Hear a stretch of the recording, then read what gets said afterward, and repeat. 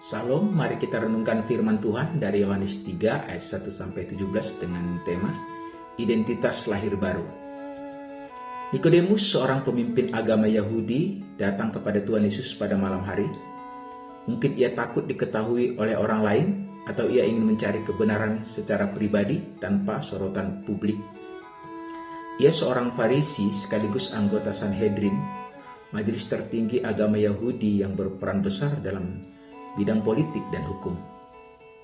Ia dikenal sangat religius dan dihormati, tetapi ternyata pengetahuan, kedudukan, dan religiusitas tidak cukup untuk membawanya masuk ke dalam kerajaan surga. Dunia penuh dengan orang seperti Nikodemus, taat secara lahiriah, tetapi kosong secara rohani. Tuhan Yesus menegaskan kepadanya, jika seorang tidak dilahirkan kembali, ia tidak dapat melihat kerajaan Allah. Lahir baru atau dilahirkan kembali dari bahasa Yunani, genete anoten, berarti dilahirkan dari atas, lahir dari Allah sendiri menuju pada kelahiran rohani. Roh Kuduslah yang mengubah hati manusia dari dalam, memberi hidup rohani yang sejati, sehingga kelahiran baru terjadi. Berbeda dengan lahir fisik, hasil hubungan biologis membawa manusia ke dalam dunia. Dunia membutuhkan kelahiran baru, sebab usaha manusia sebaik apapun tidak mampu membawa seseorang masuk ke dalam kerajaan surga. Kelahiran baru bukan sekadar perubahan moral. Perubahan moral bisa dilakukan siapa saja, bahkan tanpa iman. Orang religius bisa berhenti dari dosa tertentu, seorang ateis bisa meninggalkan kebiasaan buruk, dan seorang pecandu bisa sembuh lewat terapi. Namun tanpa kelahiran baru, hati tetap kosong secara rohani. Tuhan Yesus berkata, jika seorang tidak dilahirkan dari air dan roh, ia tidak dapat masuk dalam kerajaan Allah. Kata pneuma berarti roh, angin, atau nafas. Roh Kudus bekerja seperti angin, tidak terlihat tetapi nyata. Roh Kudus bekerja dengan cara yang misterius tetapi nyata dan penuh kuasa. Ialah yang melahirkan manusia menjadi ciptaan baru dengan identitas yang berasal dari Allah. Mengapa dunia butuh kelahiran baru?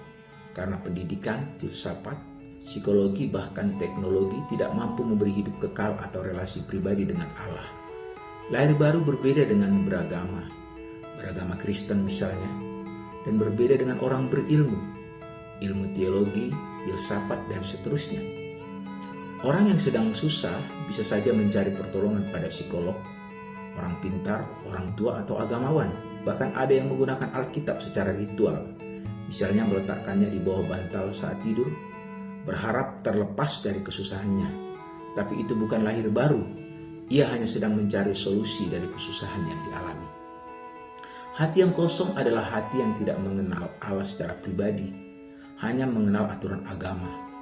Orang bisa saja rajin beribadah, tetapi ibadahnya hanya ritual. Ia tidak mengalami perjumpaan pribadi dengan Allah. Tidak ada kehadiran Allah yang mengisi, menuntun, dan mengubah hidupnya. Ia mungkin tampak baik di luar, tetapi di dalam tidak ada kuasa rohani yang memberi hidup baru. Kelahiran baru adalah metamorfosis rohani, seperti ulat yang berubah menjadi kupu-kupu. Manusia lama diubah menjadi ciptaan baru, memberi kita identitas sejati yang tidak bisa digoyahkan. Kita dikasihi, diterima, dan dimiliki oleh Allah. Pertobatan adalah bukti kelahiran baru sungguh terjadi, sebab hati yang baru selalu ingin kembali kepada Allah, berbalik dari dosa menuju Allah. Ada orang yang mengaku lahir baru tetapi hidupnya tidak berubah. Ini menunjukkan bahwa pengakuan lahir baru tidak sama dengan kelahiran baru sejati. Tanda kelahiran baru sejati adalah buah pertobatan. Percaya kepada Yesus adalah pintu masuk, tetapi iman sejati selalu menghasilkan kelahiran baru.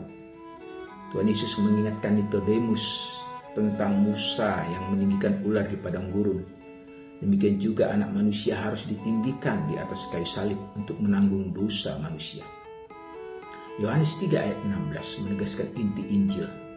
Karena begitu besar kasih Allah akan dunia ini, sehingga ia mengaruniakan anaknya yang tunggal, supaya setiap orang yang percaya kepadanya tidak binasa, melainkan beroleh hidup yang kekal.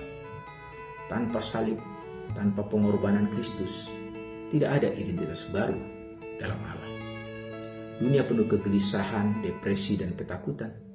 Tetapi orang yang lahir baru memiliki damai yang melampaui akal, pengharapan, dan memberi kekuatan di tengah penderitaan, dan identitas sejati sebagai anak Allah. Hanya melalui Roh Kudus manusia dapat mengalami hidup yang penuh damai, pengharapan, dan kasih Allah. Akhirnya, kelahiran baru adalah jawaban Allah atas kebutuhan terdalam manusia. Pertanyaan bagi kita, sudahkah kita memiliki identitas lahir baru dalam Kristus? Amin. Tuhan Yesus memberkati.